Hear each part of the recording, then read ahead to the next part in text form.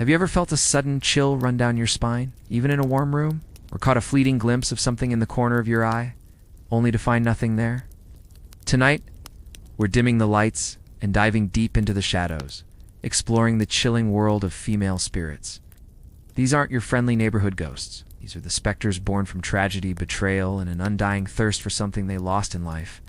From the weeping woman, eternally searching for her children, to the vengeful bride left at the altar, their stories have been whispered in hushed tones for generations, becoming the myths that keep us awake at night. So lock your doors, check under your bed, and get ready. We're about to uncover the dark secrets that bind these spirits to our world. Let's begin our journey in the misty, fog-laden landscapes of Ireland, home to one of the most feared and sorrowful spirits, the Banshee. Her name alone conjures images of dread. The Banshee is not a ghost in the traditional sense. She is a harbinger of death, a supernatural woman from the other world whose keening, high-pitched wail foretells the imminent passing of a family member. It's said that only certain ancient Irish families have a banshee attached to them, a spectral guardian who announces their deaths. Imagine hearing that mournful cry carried on the wind, knowing it's a personal message for your household. The sound is described as a cross between the wail of a grieving woman and the shriek of an owl, a sound so heart-wrenching it chills you to the bone. But who is she? Legends offer various origins. Some say she is the ghost of a young woman who died tragically, forever bound to watch over her descendants.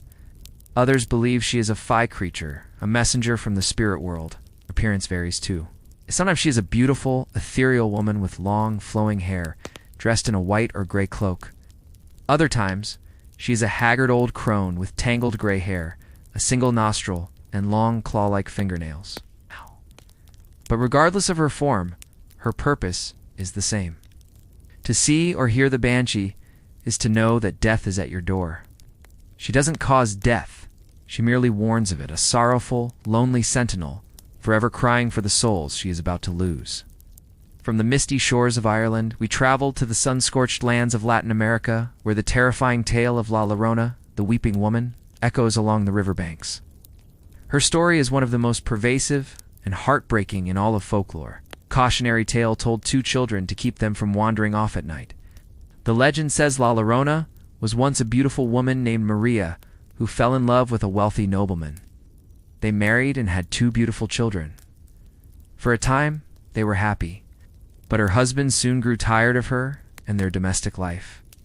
Returning to his old ways and eventually leaving her for a woman of higher social standing, consumed by an all-encompassing rage and despair, Maria did the unthinkable. In a fit of madness, she took her own children to the river and drowned them. The moment the current swept them away, the weight of her horrific act crashed down upon her. She ran along the riverbank, screaming their names, but it was too late. Stricken with guilt and grief, she drowned herself in the same river, but her spirit found no rest. She was denied entry into the afterlife, cursed to wander the earth for eternity, searching for her lost children. Now she roams the waterways, forever weeping, Miss Hee-Hoes, which means, oh, my children. It is said that if you hear her cries, you should run. She is known to snatch wandering children, mistaking them for her own, and dragging them to a watery grave. Her eternal torment serves as a chilling reminder of the destructive power of betrayal and grief. Now, let's journey east, to the dense, humid jungles of Southeast Asia, particularly Malaysia and Indonesia. Here, a terrifying vampiric spirit known as the Pontianak, or Pontianak, haunts the night. Her origin story is as tragic as it is horrifying. The Pontianak is believed to be the ghost of a woman who died during childbirth, her soul twisted by pain and the loss of her unborn child. Oh. She is eternally furious, seeking revenge on men and preying on pregnant women. Her presence is often announced by the sweet, fragrant scent of the frangipani flower, which then slowly morphs into the sickening stench of decaying flesh as she draws nearer. Another sign? The cry of an infant? If the cry is soft, she is far away. But if it's loud, it means she is right beside you. She appears as a beautiful woman with long black hair, dressed in a white gown. It's often seen standing by the roadside or perched in a banana tree. She lures unsuspecting men with her beauty, But when they get close, she reveals her true form, a monstrous creature with sharp fangs and long claws, ready to dig into their flesh and devour their organs.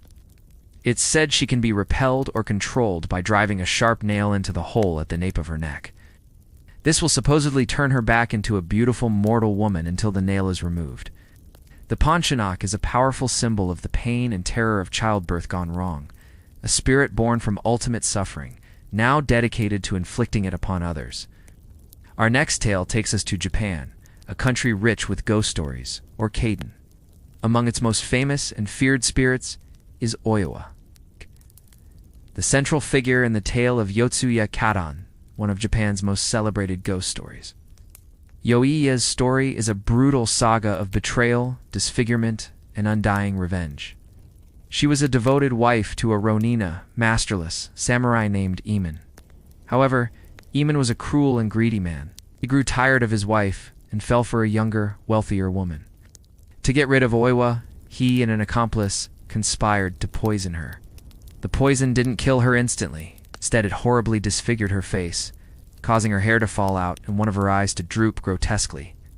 Seeing her monstrous reflection in a mirror, Oiwa, in a state of shock and despair, either died of a broken heart or accidentally killed herself.